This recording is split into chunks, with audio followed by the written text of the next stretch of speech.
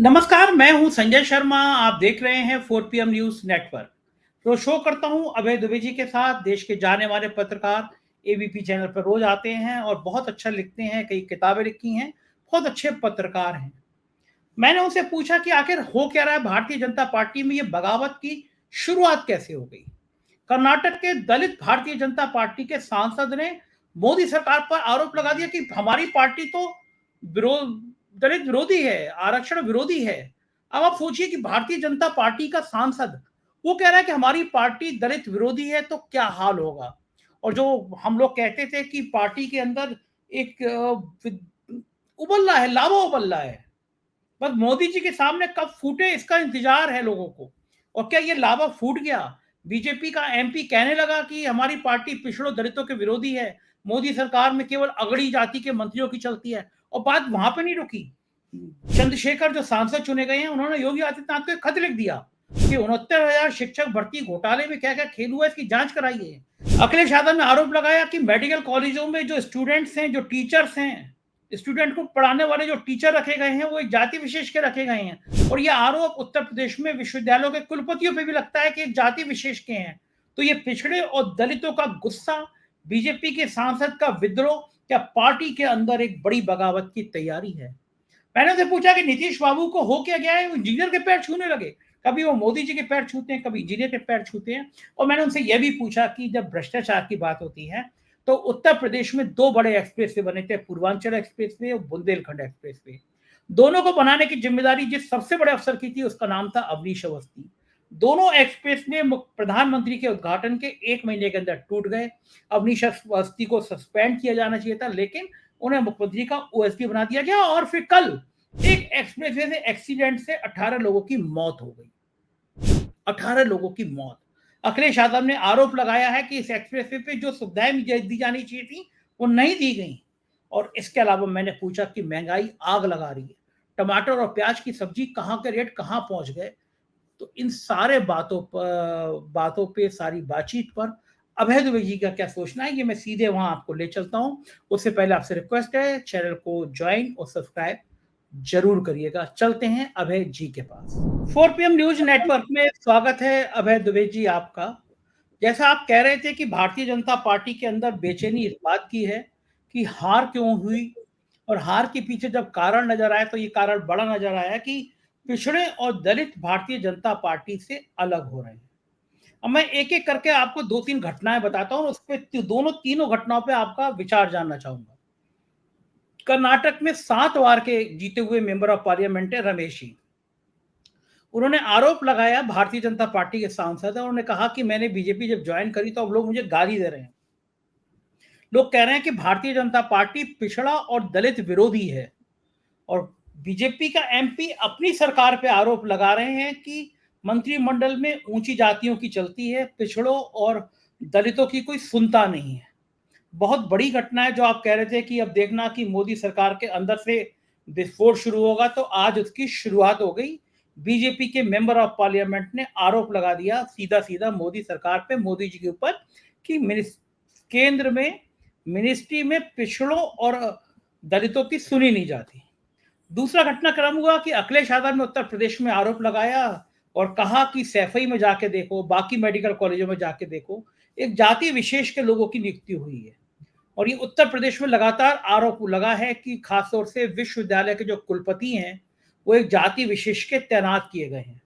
इस बीच चंद्रशेखर जो सांसद चुने गए हैं, उन्होंने बाकायदा योगी आदित्यनाथ जी को पत्र लिख दिया और कहा कि 69,000 शिक्षक भर्ती जो घोटाला हुआ है, उसमें पिछड़ों दलितों का हक नहीं मिल पाया, उसकी उच्च स्तरीय जांच कराई जाए।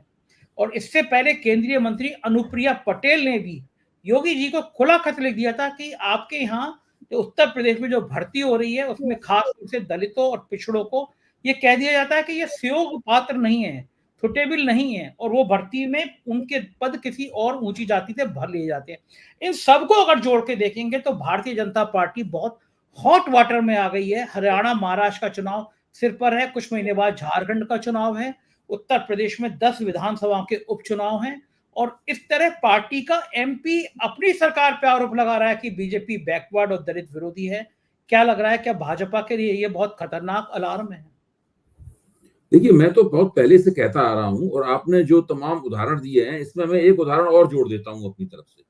वो ये है कि उत्तर प्रदेश विधानसभा के जो उत्तर प्रदेश भारतीय जनता पार्टी के अध्यक्ष हैं भूपेंद्र चौधरी ने जो अपनी रिपोर्ट दी है कि उत्तर प्रदेश में पराजय क्यों हुई, उसमें उन्होंने अपनी ही सरकार के ऊपर आरोप लगाया है कि जो संविदा की यानी जो कॉन्ट्रैक्ट की भर्तियां थी, उन भर्तियों में आरक्षण का ध्यान नहीं रखा गया।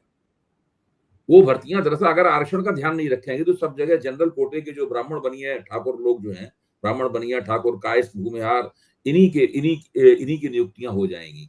तो इसी में मैंने केवल एक बात जोड़ दी है, वो खुद भारतीय जनता पार्टी की जांच समिति कह रही है, ये कोई और नहीं कह रहा। अब इसमें सवाल इस बात का है कि अगर ऐसा हो रहा है, और जो कि निश्चित रूप से हो रहा है, तो ऐसा क्यों हो रहा है, इसके ऊपर गौर करने की जरूरत है। 2022 में भारतीय जनता पार्टी ने उत्तर प्रदेश विधानसभा में लगातार दूसरी बार बहुमत प्राप्त किया। जो बहुमत प्राप्त किया, उसमें जो विधायक जीत के आए वहां पर, उन विधायकों की जाति क्या है? कभी इस बात पे ही सोचा जाना चाहिए कि भाई उत्तर प्रदेश विधानसभा का जातियों के लिहाज से उसका विन्यास क्या है, जातियां किस तरीके से, मतलब किन किन जातियों को क्या क्या नुमाइंदगी मिली है। तो उत्तर प्रदेश में कुल 52 ब्राह्मण विधायक जीते, उसमें से 46 विधायक भारतीय जनता पार्टी के थे, 52 में से। उसमें 49 ठाकुर विधायक जीते, उसमें से 43 विधायक केवल भारतीय जनता पार्टी के थे। 21 बनिए जीते, उसमें से 20 विधायक जो है वो भारतीय जनता पार्टी के थे। समाजवादी पार्टी का केवल एक बनिया विधायक था। इसलिए कुल मिलाकर 110 विधायक 3 बड़ी जातियों के हैं, जिन्हें द्विज जातियां कहते हैं, ट्वाइस बॉर्न जातियां कहते हैं।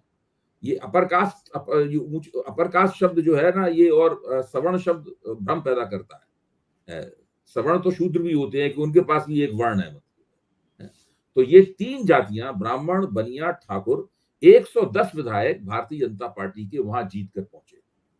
और अगर सारे ओबीसी विधायक जोड़ लिए जाएं, उसमें ईबीसी भी लोग शामिल हैं, ओबीसी भी शामिल हैं, कुर्मी भी शामिल हैं, यादव भी शामिल हैं, लोधी भी शामिल हैं, मौर्य भी शामिल हैं, और जो जैसे कि निषाद वगैरह होते हैं, ये भी शामिल हैं। तो ये कुल मिलाकर 57 विधायक भारतीय जनता पार्टी की तरफ से पहुंचे जीत कर।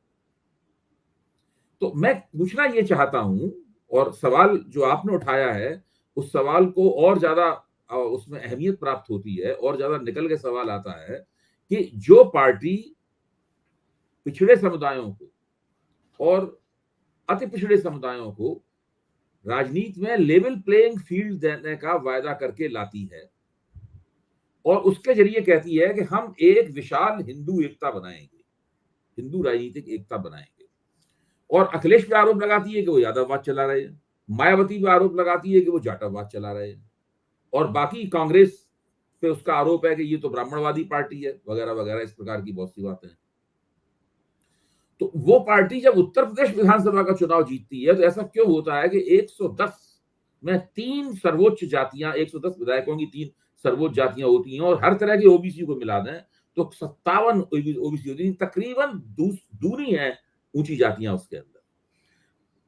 4PM के मंच पे मैंने जब चुनाव हो रहा था, तब मैंने आंकड़े रखे थे चुनाव के शुरुआती दौर में कि किस तरीके से जो टिकटों का बंटवारा हुआ है सारे देश में भारतीय जनता पार्टी द्वारा, उसमें सबसे ज्यादा बड़ा परसेंटेज ब्राह्मणों का है। देखिए, हम लोग यहाँ किसी जाति के खिलाफ नहीं बोल रहे हैं, हम और आप दोनों ही ब्राह्मण समुदाय से आते हैं, ब्राह्मण परिवारों में पैदा हुए, हम लोग किसी जाति के खिलाफ नहीं बोल रहे। हम लोग तो ये कह रहे हैं कि किसी पार्टी का दावा क्या है और उस दावे का यथार्थ क्या है।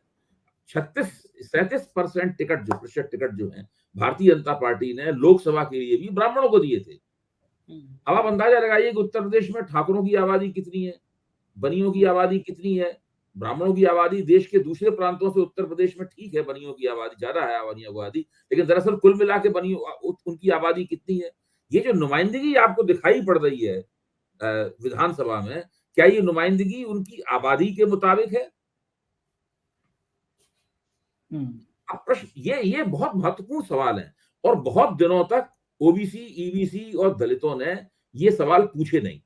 जो भारतीय जनता पार्टी ने, सामाजिक न्याय की पार्टी है, लालू यादव की पार्टी और मुलायम सिंह यादव की पार्टी और मायावती, कांशीराम की पार्टी के खिलाफ जो प्रचार किया था इन लोगों ने, कि भाई ये लोग किसी एक जाति को ही बढ़ावा देते हैं, दूसरी जातियों को प्रोत्साहन इनके यहाँ नहीं मिलता। तो उसके जरिए पहले उन्होंने ईबीसी और महादलितों को अपनी तरफ खींचना शुरू किया बीजेपी ने शुरुआती दौर में। धीरे धीरे जो यादवों से भी ज्यादा मजबूत कुर्मी जाति है, कुर्मी जातियों के विधायक 21 हैं, सब भारतीय जनता पार्टी के विधायक विधानसभा में, जबकि कुर्मियों की आबादी दूसरे पिछड़ी जातियों के मुकाबले सबसे ज्यादा कम है वहां पर। तो दरअसल इन लोकसभा चुनावों में जब विपक्ष ने संविधान हाथ में लेकर, खासतौर से राहुल गांधी ने संविधान की किताब हाथ में लेकर, अखिलेश यादव ने, इन सब लोगों ने मिलकर जब प्रचार किया और कहा कि भाई ये लोग संविधान को बदलेंगे और आरक्षण के साथ ये छेड़छाड़ करेंगे, तो धीरे धीरे उस बड़ी तत्परता के साथ इन तमाम समुदायों ने इस पर विश्वास कर लिया, क्योंकि साफ दिखाई पड़ रहा था कि भारतीय जनता पार्टी जिस लेवल प्लेइंग फील्ड का दावा करती थी वो उसने नहीं दिया है, और ये कुल मिलाकर अंततः एक ब्राह्मण बनिया पार्टी है। ब्राह्मण बनिया पार्टी एक मुहावरा है, मतलब एक तरह का रूपक है ब्राह्मण बनिया पार्टी। कुल मिलाकर ऊंची जातियों की ये पार्टी है। ये समरसता के नाम पर, भाई बीजेपी आरएसएस वाले कहते हैं नहीं, हम समता के सिद्धांत की बात नहीं करते हैं, हम समरसता के सिद्धांत की बात करते हैं। कि समरसता के नाम पर ये दरअसल जो 3 ऊंची जातियां हैं उन्हीं को प्रोत्साहन देने वाली पार्टी है। और जैसे ही उनको ये यकीन हुआ, वैसे ही उनके वोट इनसे अलग होने लगे। यहां तक कि जो वोट जाटों का फ्लोटिंग था वो भी उनकी तरफ नहीं गया, वो कांग्रेस और समाजवादी पार्टी का जो गठजोड़ है उस गठजोड़ के पास चला गया। अब भारतीय जनता पार्टी की जो हिंदू एकता है, जिससे 45 से 55% के बीच का एक बहुत ही विशाल हिंदू समाज एकजुट हो जाया करता था इनके पक्ष में, है, उसके ऊपर एक बहुत बड़ा सवालिया निशान लग गया है। लोकसभा चुनाव ने बता दिया है कि इस समाज के इस हिस्से में बड़े पैमाने पर भाजपा के वोटों में क्षय हुआ है। जैसे जैसे समय आगे बढ़ेगा और ये बहस भी आगे बढ़ेगी, अब आप बताइए राजस्थान में किरोड़ीमल मीणा ने क्यों इस्तीफा दिया? किरोड़ीमल मीणा किस बिरादरी के हैं?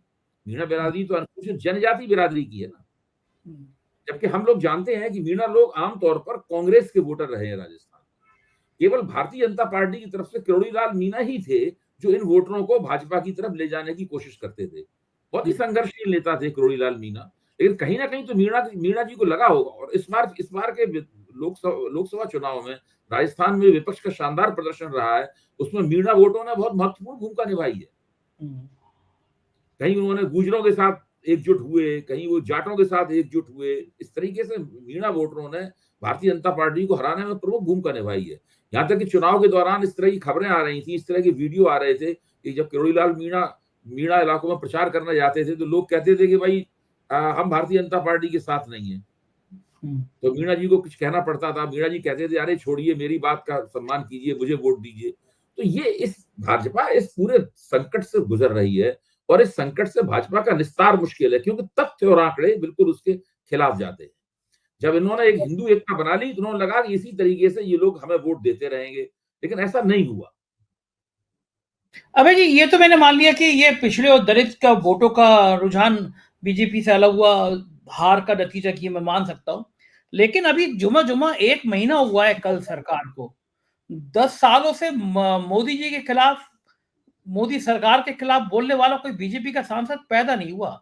चाहे गडकरी हो, राजनाथ हो, योगी आदित्यनाथ हो, वो तो खैर मुख्यमंत्री हैं, लेकिन बाकी जितने सांसद थे, नेताओं में बात कर लें तो शिवराज वसुंधरा, कोई बोल नहीं पाया। लेकिन अब अगर पहली बार कोई सांसद इस तरह बगावत के तेवर अपना रहा है, बीजेपी का एमपी कह रहा है, तो इस बगावत के तेवर की कहानी क्या समझा जाए? क्या संघ जो बगावत के कहीं ना कहीं तो कहीं देखिए संजय जी, इसमें क्या है कि इसमें ठीक है, संघ और मोदी के बीच में अंतर्विरोध है।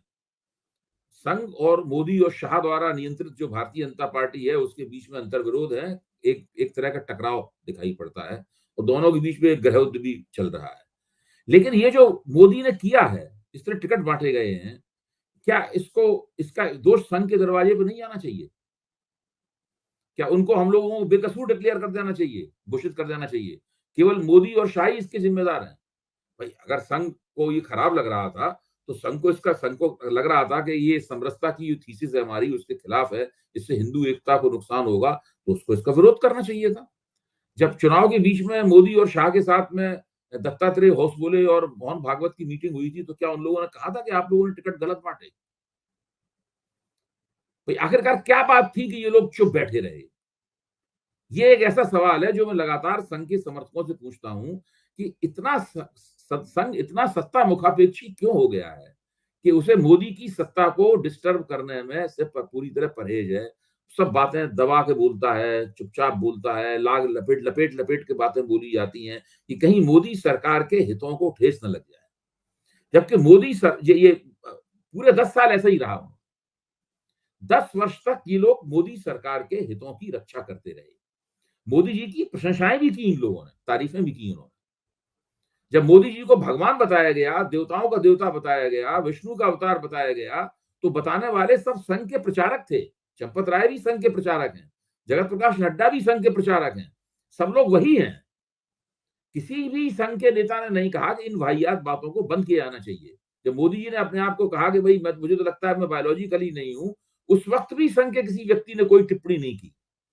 तो मोदी की जो शेखीखोरी थी, उनकी जो डींगें थी, उन डींगों के प्रति संघ की तरफ से चुप रहा गया।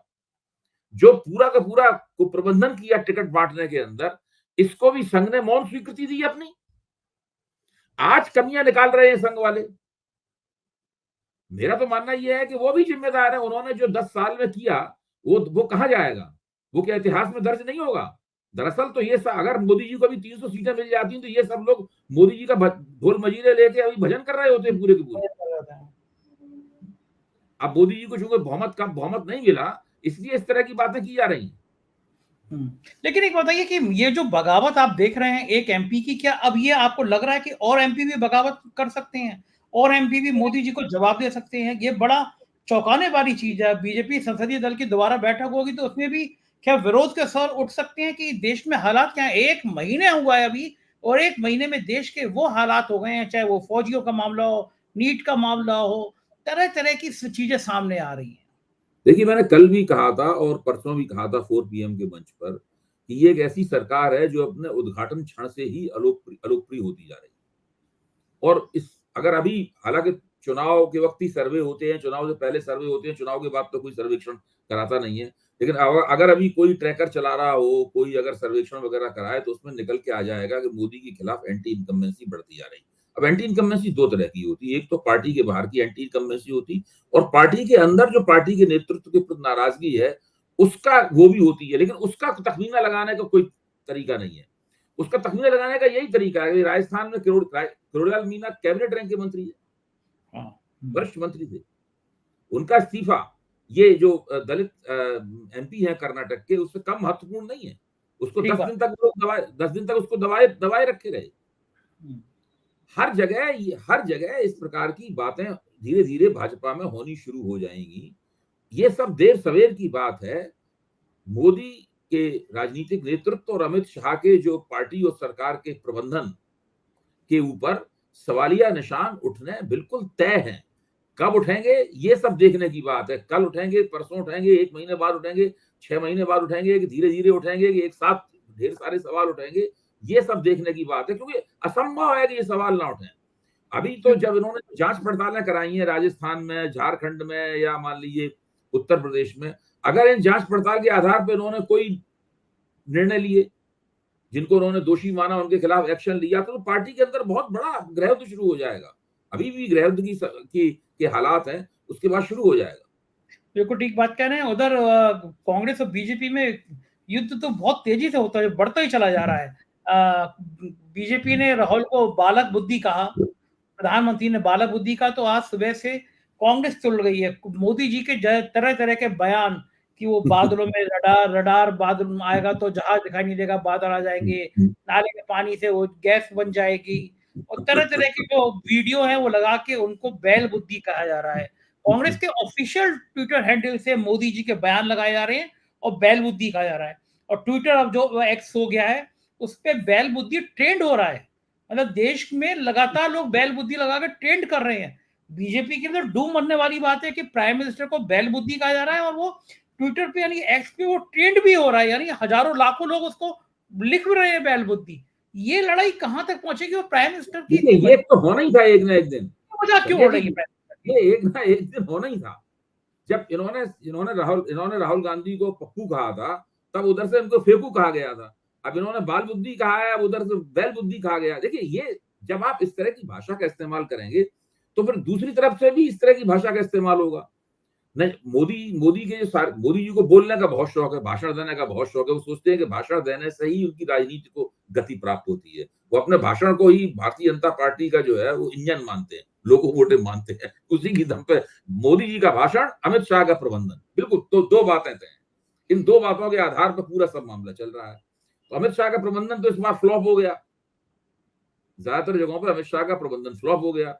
अब मोदी जी के भाषण तो मोदी जी के भीषण भाषण तो चलते ही रहेंगे। यहाँ नहीं बोलेंगे, वो रूस में बोलेंगे, रूस में नहीं बोलेंगे, फिर भारत आके बोलेंगे। और इनके भाषण तो शुरू से ही हम लोग जानते हैं, यानी कितने बार इस तरह की बातों पर हम लोग भी चर्चा कर चुके हैं। तो पहले केवल चर्चा होती थी उन लोगों के बीच में, पार्टियां नहीं इस सवाल को उठाती थी, अनौपचारिक रूप से ये सवाल उठता था। लेकिन अब कांग्रेस पार्टी ने बाकायदा आधिकारिक रूप से ये सवालों को उठाना शुरू किया है। अब ये मोदी के खिलाफ बहुत प्रचलित हो जाएगा बैल बुद्धि पर।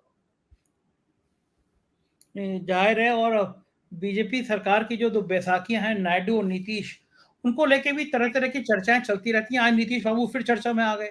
एक कार्यक्रम था, वो इंजीनियर के पैर छूने लगे मंच पे। वो नीतीश प्रधानमंत्री के पैर छूते थे, वो नीतीश बाबू इंजीनियर के पैर छू रहे। नीतीश को क्या हो गया इस उम्र में आके? आपको क्या लग रहा है, नीतीश बाबू का क्या वाकई भूलने की बीमारी हो गई है, पैर छूने की बीमारी हो रही है? नीतीश अपनी इतनी फजीयत क्यों करा रहे हैं, क्या लगता है आपको? इसमें एक नीतीश का किरदार जो है ना, वो कुछ खास तरह का किरदार है। आप देखिए, जिस वक्त वो उनके बारे में कहा जा रहा था उनकी बहुत तबीयत खराब है, वो भूल जाते हैं, और वो जो एक उसमें गए, शोक के कार्यक्रम में गए, तो वो तस्वीर के ऊपर फूल चढ़ाने की बजाय उनके बेटे के ऊपर फूल चढ़ाने लगे हैं। इस प्रकार की बहुत सी बातें उनके बारे में, प्रकरण बहुत से बारे में कहे जाते हैं। लेकिन जब अपनी पार्टी और अपने नेतृत्व को क्या क्या फायदा मिल सकता है, इस सवाल की बात होती है, तो वो बिल्कुल बीमार नहीं दिखाई पड़ते। हाँ, तो यार तो सौदेबाजी करने में पूरी तरीके से अलर्ट है। इसीलिए बिहार में लोकसभा चुनाव के जो नतीजे आए हैं, उसमें नीतीश की पार्टी ने खराब प्रदर्शन नहीं किया है। हाँ, अच्छा किया है। नीतीश की पार्टी ने अच्छा प्रदर्शन किया है। नीतीश को लाभ हुआ है उसके अंदर, इन लोकसभा चुनाव के अंदर। भारतीय जनता पार्टी को नहीं उतना लाभ हुआ है, इतना नीतीश को लाभ हुआ है। पहले उम्मीद ही की जा रही थी कि भाजपा ज्यादा लाभान्वित होगी, नीतीश उतने सबसे कमजोर माना जा रहा था कि नीतीश की पार्टी सबसे ज्यादा कमजोर साबित होगी, जबकि ऐसा नहीं हुआ है। और वो नरेंद्र मोदी से अपनी बातें मनवाने में भी कामयाब रहे हैं। उन्होंने जितने टिकट कहे थे उतने टिकट नरेंद्र मोदी ने दिए। और अब भाजपा की तरफ से जरा भी, जैसे अश्विनी चौबे ने कहा कि भाई भाजपा के नेतृत्व में चुनाव लड़ाना चाहिए, तो फौरन सम्राट चौधरी ने कहा नहीं नहीं, नीतीश वो मुख्यमंत्री के नेतृत्व में चुनाव लड़ा जाएगा। तो अभी भी नरेंद्र मोदी को लगता है कि नीतीश कुमार बिहार में नीतीश कुमार की बैसाखी के बिना ये राजनीति नहीं कर सकते। इसलिए वो किसी भी तरीके से नीतीश कुमार को छोड़ना नहीं चाहते, और नीतीश कुमार की जो तमाम शर्तें हैं, उन शर्तों को मानने के लिए ये तैयार बैठे हुए। तो मैं तो मानता ये हूं कि भले ही नीतीश कुमार ने प्रधानमंत्री का हाथ पकड़ के देखा, टटोल के देखा हो, भले ही, हालांकि वो वीडियो में मुझे लगता था कि नरेंद्र मोदी उनके पैरों की तरफ झुक रहे हैं या वो उनके पैरों की तरफ झुक रहे हैं। थोड़ी ध्यान से उस वीडियो को एक बार फिर देखा जा सकता है। लेकिन इन सब घटनाओं के बावजूद, जो कि गैर जरूरी घटनाएं थी, दोनों में किसी को ऐसा नहीं करना चाहिए था, इन सब घटनाओं के बावजूद भी जहां तक राजनीतिक पेशबंदी का सवाल है, वहां नीतीश कुमार का स्वास्थ्य मुझे बिल्कुल ठीक लग रहा है। वो पूरी तरह सतर्क, चौकन्ने और चाक चौबंद। बिल्कुल ठीक कह रहे हैं। एक बड़ा मुद्दा है देश का, और मुझे समझ में नहीं आता कि सरकार सोच क्यों नहीं रही है। महंगाई इतना बड़ा मुद्दा था, सरकार को लगता था महंगाई नहीं है। इस समय अभय जी, आप टमाटर ले लीजिए, प्याज ले लीजिए, सब्जियां ले लीजिए, बिल्कुल आसमान छू रहे हैं रेट। मध्यम वर्गीय परिवार की कमर टूट गई है। गरीब तो बेचारा प्याज और टमाटर के दर्शन ही नहीं कर पा रहा। सरकार को याद ही नहीं है क्या? फिर वित्त मंत्री बयान दे देंगे कि मैं तो प्याज ही नहीं खाती। इस तरह का कोई बयान फिर आ जाएगा। सरकार चिंता क्यों नहीं कर रही कि ये महंगाई एक बहुत बड़ा मुद्दा है, लोगों को जोड़ने का मुद्दा है, लोग परेशान हैं, और लेकिन सरकार गायब है। देखिए, दो ऐसे सवाल हैं, महंगाई और बेरोजगारी। इन दोनों के मामले में सरकार ने ये मान लिया है, केवल अपने मुंह से घोषित नहीं किया है, बाकी सरकार ने मान लिया है कि भाई ये दोनों हमारे दायरे से बाहर की चीजें हो गई हैं, हम इनको नियंत्रित नहीं कर सकते। हम महंगाई को नीचे नहीं कर सकते, महंगाई को कम नहीं कर सकते, और बेरोजगारी की दर हम नहीं कम कर सकते। अपने आप हो जाए कुछ तो हो जाए। ये सरकार के पास इसकी कोई नीतिगत योजना नहीं, सरकार के पास ऐसा कोई फंडा नहीं है जिसका इस्तेमाल करके सरकार जनता को किसी भी किस्म की राहत पहुंचा। सरकार धन की कमी की भी शिकार है। अगर सरकार आज तेल की कीमतें कम कर दे, केवल तेल की कीमतें, पेट्रोल और डीजल की कीमतें सरकार कम कर दे, तो सारे देश में महंगाई की स्थिति पर असर पड़ जाएगा, क्योंकि उससे ढुलाई तुरंत सस्ती हो जाएगी, माल की ढुलाई सस्ती हो जाएगी, चीजें सस्ती हो जाएंगी। अब जैसे कि जो सोवियत संघ से इन्होंने जो कच्चा तेल लिया था सस्ती दर पे, उसके फायदे उन्होंने उपभोक्ताओं तक नहीं पहुंचाए। चुनाव के दौरान कुछ तेल की कीमतें कुछ प्रदेशों में कई जगह कुछ कम हुई थी, बाकी कहीं भी कम नहीं हुई। तो जब तक ये सरकार इन महंगाई और बेरोजगारी को घटाने के लिए कोई कदम नहीं उठाएगी, और उसके लिए पहले सरकार को सार्वजनिक मंच पर स्वीकार करना होगा। अभी तक तो सरकार इस मामले में डिनायल मोड में है। सरकार को सार्वजनिक मंच पर स्वीकार करना होगा कि देश इस वक्त महंगाई और बेरोजगारी की समस्या से जूझ रहा है, और हम प्रतिबद्ध हैं कि हम इतने इतने दिनों में इस समस्या का कुछ ना कुछ निदान करेंगे। सरकार तो मानने के लिए ही तैयार नहीं है कि ये कोई समस्या भी है। इसीलिए चुनाव में रणनीति बनाते समय भी कभी भी महंगाई बेरोजगारी को समस्या नहीं माना गया। ये माना गया कि जो लोग गरीब हैं उनको हम तो मुफ्त अनाज दे ही रहे हैं, तमाम सारे डायरेक्ट बेनिफिट ट्रांसफर हो रहे हैं, किसानों को हो रहा है, इसको हो रहा है, उसको हो रहा है, फलानी योजना है, करोड़पति लखपति दीदी बनाई जा रही, कहीं कुछ हो रहा है, कहीं कुछ हो रहा है। इस प्रकार की बहुत सारी ड्रामेबाजियां तो सरकार कर रही है, लेकिन बाजार में ठोस हस्तक्षेप करके फूड कॉर्पोरेशन ऑफ इंडिया की तरफ से और दूसरी अपनी सरकारी संस्थाओं की तरफ से ठोस हस्तक्षेप करके महंगाई को नियंत्रित, नीतिगत उपाय अपनाकर महंगाई को नियंत्रित करने की, और व्यापारियों को बुलाकर उनसे कहने की कि भाई आप जरा कुछ ठीक कीजिए, ये सब बहुत ज्यादा महंगाई बढ़ रही है, इसका कोई सरकार के पास ना है। महंगाई पहले से ही काफी है, जैसे ही मौसम में कुछ गड़बड़ी, आप इस वक्त चारों तरफ बाढ़ आई हुई है, अभी तो बारिश की शुरुआत है, बाढ़ आई हुई है बड़े पैमाने पर, तो उसमें तमाम सब्जी अब्जी है और तमाम उस चीज की सप्लाई और बाधित हो गई है। यानी पहले से ही महंगा मार्केट है। उस महंगे मार्केट में अगर सप्लाई चेन जरा भी प्रभावित होती है तो फिर जो दाम जो होते हैं आसमान को छूने लगते हैं, और वही सब हो रहा है बिल्कुल हम लोगों के सामने। और सरकार के पास, सरकार हाथ में हाथ रख के बैठी हुई है। देखिए, सरकार को तो मुझे लगता है कि आज 10 तारीख, 1 महीना सरकार का हो गया है, सरकार ने एक भी कदम ऐसा नहीं उठाया है जो जनता को राहत देने वाला कदम। सरकार ने एक भी कदम ऐसा नहीं उठाया है जो जनता का रोष और उसका जो असंतोष था उसके ऊपर कोई ठंडा फहा रखने वाला कदम। सरकार को तो मुझे लगता है कि कोई मतलब ही नहीं है। आज देखिए, कल एक्सप्रेसवे पे, आगरा एक्सप्रेसवे पे 2 गाड़ियां भी और 18 लोग मर गए। अखिलेश यादव ने आरोप लगाया कि ये एक्सप्रेसवे पे आप करोड़ों रुपए टैक्स लेते हैं, कोई सुविधा नहीं थी वहां पे।